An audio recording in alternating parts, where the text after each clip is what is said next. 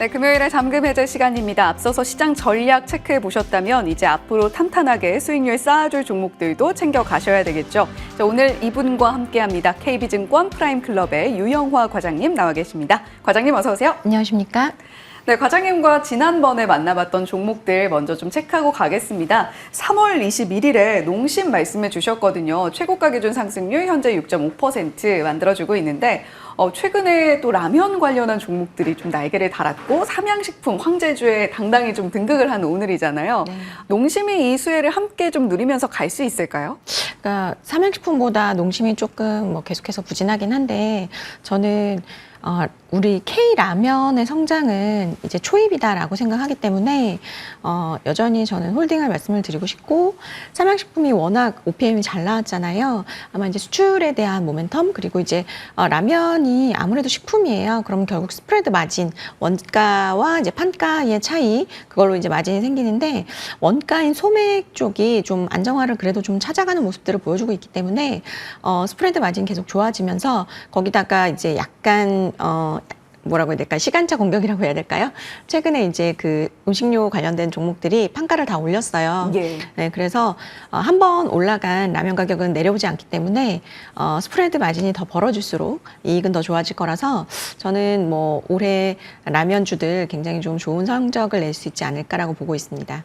예, 심리적인 모멘텀이 점차적으로 강해지는 상황 속에서 원가 내 안정세를 찾아가는 흐름들, 분명히 라면 관련한 종목들의 훈풍으로 이어질 것이다라고 말씀을 해주셨고요. 농심도 과장님께서 당시에 언급해 주셨던 라면이 투움바 라면이었거든요. 최근 인기가 또 상당히 높다고 하니까 계속해서 홀딩 관점을 가져가시면서 농심도 지켜보시면 좋겠습니다. 자, 그리고 5월 9일 만나봤던 최근에 따끈따끈한 종목인데요. 두산, 지금 목표가 40만 원으로 제시해 주셨었는데 40만 원 달성 했고 오늘도 40만 1,500원 선에서 움직이고 있습니다. 자, 이 종목 26.9%의 상승폭 최고가 기준으로 기록해주고 있는데 두산에 대한 추가 전략이 있을까요?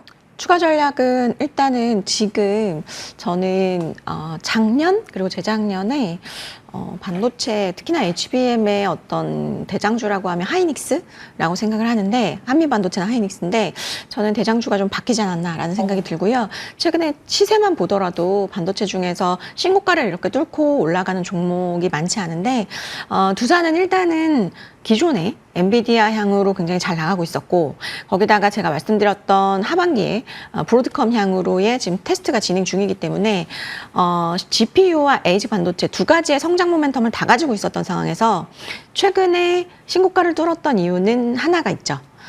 일단 사우디, 중동 쪽에서 엔비디아의 GPU를 대량으로 구매하겠다라는 얘기를 했기 때문에 성장 동력이 워낙에 지금 탄탄하게 받쳐주고 있다고 생각을 합니다. 그래서 지금 이 구간에서 절대 내려오시면 안 되고, 그리고 이스페타시스의 ASP 단가 상승이 놀라울 정도로 보여졌기 때문에 두산도 그를 따라갈 가능성이 있다라고 보고 있고, 여전히 저는 반도체 중에는 탑픽으로 보시면 좋을 것 같다 말씀을 드리겠습니다.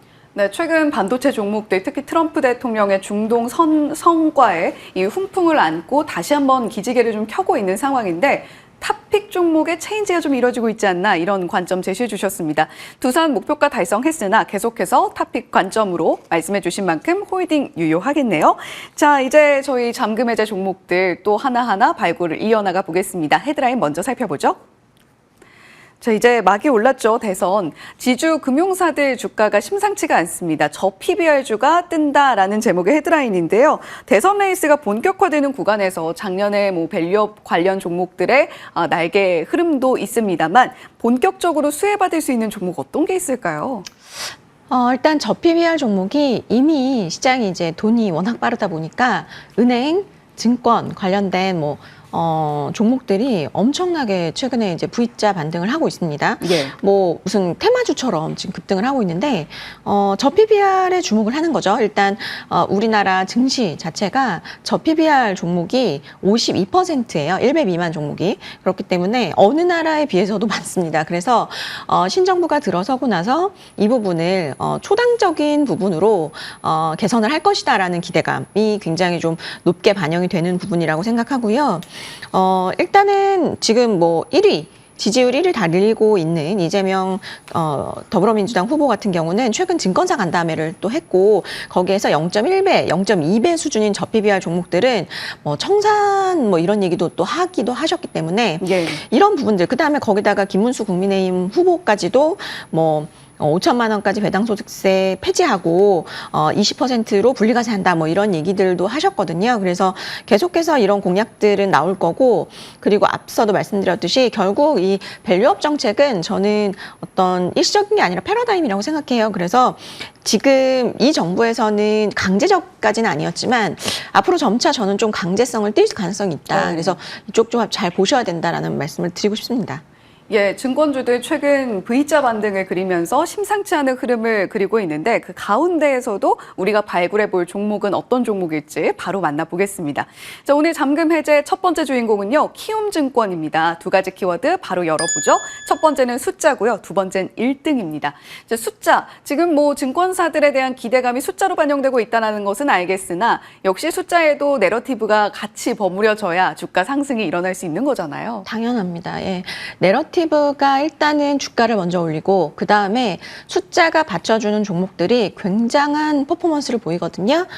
그런데 이제 그게 저는 이제 증권업종에서 나왔다고 보고 있고 증권업종이 올해 들어서 30% 상승했어요. 시장이 안 좋았음에도 불구하고 코스피를 20% 아웃퍼폼했거든요. 상당히 이게 쉽지 않은 거고 일단은 지금 이제 크게 세 가지 정도라고 이제 상승 이유로 보시면 되는데 첫 번째로는 숫자입니다. 1분기 호실적 거기다가 25년 연간 실적에 대한 추가적인 업사이드 그리고 정책 수의 가능성 이 세 가지가 저는 가장 크게 반영이 됐고 증권업의 25년 예상 ROE 같은 경우가 10% 정도 되는데 현재 PBR이 한 0.6배 아래입니다. 그렇기 때문에 여전히 좀 싸다라고 보고 있고 두 번째로는 국내 주식의 브로커리지 실적이 상당히 좋아졌어요.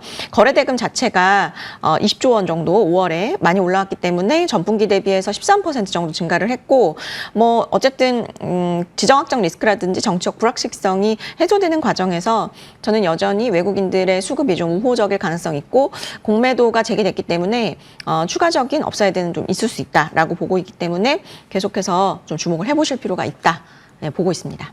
네, 1분기 호실적 그리고 앞으로의 기대감도 점차적으로 실적에 대해서 커지고 있다는 점 짚어주셨고요. 정책 수의 가능성에 밸류에이션 매력까지 높다라고 말씀을 해주셨습니다. 자, 두 번째 키워드가 1등이었거든요. 키움증권 어떤 부분에서 1등인가요?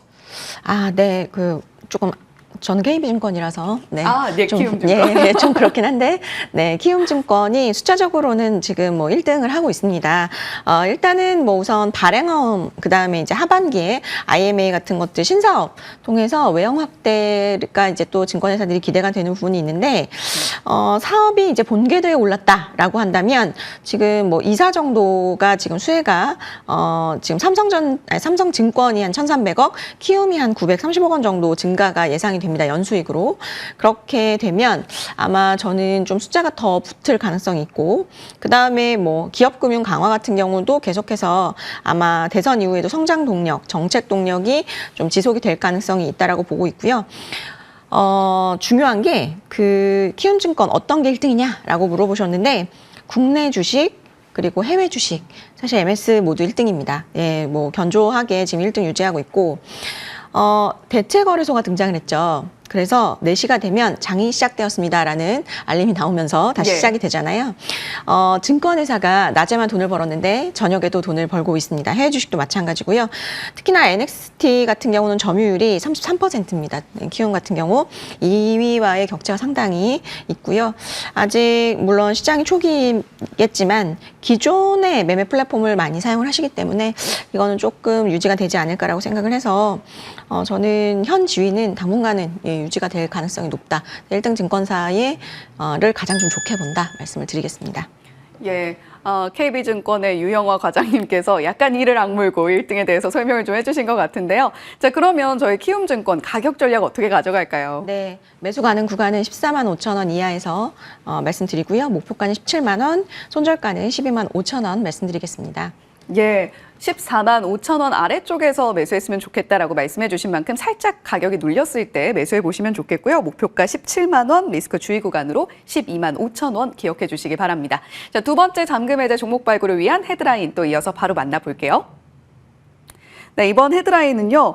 올해 가장 못 오른 JYP 엔터, 이제는 질주할 수 있을까? 엔터사 잔치 속에서 약간은 소외된 듯한 JYP 엔터테인먼트였는데 이제부터 좀 달라지는 듯한 분위기가 연출되고 있는 것 같아요. 어떤가요?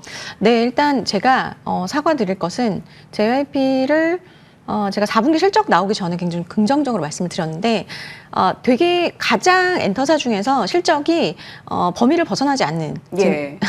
엔터사였는데 4분기 실적 실망감이 상당히 있었어요. 그래서 그때 주가가 좀 부진했고 다만 지금 이제 갭매우기를 들어가고 있는데 다행히도 1분기는 상당히 실적이 좀 잘 나왔습니다. 그래서 그나마 다행이고 저는 이제 안 좋은 건 지나갔다. 네, 2분기부터는 이제 스트레이키즈의 활동 반경이 반영이 되면서 실적 개선 흐름이 가파르게 진행이 될 것이기 때문에 이 갭 메우기, 밸류에이션 매력도가 더 부각될 시점이다라고 보고 있습니다. 예, JYP 엔터테인먼트 어떤 의미에서는 좀 리뷰 관점으로도 참고해 보시면 좋을 것 같은데요. 두 가지 키워드 바로 열어보겠습니다. JYP 엔터테인먼트의 첫 번째 키워드는요, 일시적인 부진이고요. 두 번째 키워드는 JYP 엔터테인먼트의 강력한 IP, 스트레이키즈입니다. 자, 일시적인 부진 어떻게 보면 앞으로 기회가 창출될 수 있겠다라는 아이디어로도 연결되는 것 같은데요. 네, 제가 잠금 해제에서 가장 좀 많이 쓰는 아이디어 중에서 구조적 성장이 있는 기업의 일시적 부진, 그것이 기회다라는 말씀 많이 드렸던 것 같은데 1분기 같은 경우는 대형 IP의 공백이 있었고 또 일회성 비용이 발생을 하면서 수익성이 좀 안 좋아졌습니다. 그래서 크게 좀 하락을 했었는데 신인 IP의 성장 그리고 MD 쪽의 구조적 성장은 확인이 되었었기 때문에 그렇게 저는 실망스러운 실적은 아니었다라고 보고 있고 앞서도 말씀드렸지만 2분기에는 스트레이키즈의 대규모 글로벌 투어가 집중 반영이 될 것이고 고정비 레버리지 효과와 함께 아마 실적은 크게 개선될 것으로 판단이 되기 때문에 1분기 실적을 시장의 컨센을 크게 상회하지 못했음에도 불구하고 7% 상승이 저는 있었다라고 보고 있고요. 특히나 이제 북미권 중심에서 서구권 MD 매출이 순매출로 인식이 되기 때문에 마진 개선율 효과가 상당히 크게 있을 것으로 예상이 되고 하반기에는 이제 스키즈의 2개의 신보 그리고 트와이스의 신보 월드 투어가 또 예정이 되어 있어서요. 2분기부터는 실적 모멘텀이 좀 충분하다라고 저는 보고 있습니다. 일단 디어유 지분 매각 이익 제외하더라도 올해 예상 PER 19배 수준. 이게 지금 업종, 엔터 업종이 25배 수준이기 때문에 아까 말씀드렸던 일회성 어떤 이슈 때문에 빠졌던 부분이 빠르게 저는 좀 따라붙을 수 있지 않을까라고 보고 있습니다. 예, 이제 실적 발표 내용들을 모두 소화하고 있는 엔터 4사인데요. JYP 엔터테인먼트 오히려 지금이 기회가 아닐까라는 관점으로 설명을 해주셨습니다. 두 번째 키워드는 역시 대형 IP인 스트레이키즈 이야기를 좀 본격적으로 해봐야 될 것 같아요. 방금 과장님 옆으로 자료 화면이 나가기도 했는데 왜 인기가 많은지 알 것 같습니다. 네네, 잘생겼죠? 굉장히 멋있고 지금 월드투어 너무 잘하고 있고 지금 월드투어 23회에 최대 116명 아마 모객이 진행이 될 것 같고요. MD 부문 같은 경우가 지금 보면은 높은 팬덤 이것을 활용해서 높은 캐릭터 MD 강화 그리고 상품 카테고리 확대하면서 MD가 상당히 저는 매출의 실적 개선세를 이끌 수 있다라고 보고 있습니다. 그래서 2분기부터 이 부분이 숫자로 반영이 될 것이기 때문에 저는 계속해서 지금부터는 굉장히 좀 V자 반등이 기대가 되는 또 종목 중에 하나다라고 말씀을 드리겠습니다. 네, 결국 대형 IP가 공연을 돌면서 계속해서 팬층을 두텁게 확보를 하고 수익성을 가져가는 것이 핵심일 텐데요. 스트레이키즈의 월드 투어가 예정되어 있다라는 부분과 함께 굿즈 판매에 대한 기대감도 한껏 높아져 있다라는 부분 말씀을 해주셨습니다. 자, 그러면 JYP 엔터테인먼트 가격 전략은요? 네, 매수 가능 구간은 74,000원 이하, 목표가는 9만 원, 손절가는 59,000원 말씀드리겠습니다. 예, JYP 엔터테인먼트 오늘도 충분히 매수 가능하겠네요. 목표가 9만 원에 리스크 주의 구간 59,000원 제시해 주셨으니까요. 가격 전략도 기억해 주시면 좋겠습니다. 자, 오늘 금요일에 잠금 해제 KB증권 프라임클럽 유영화 과장님과 함께했습니다. 오늘 말씀 고맙습니다. 감사합니다.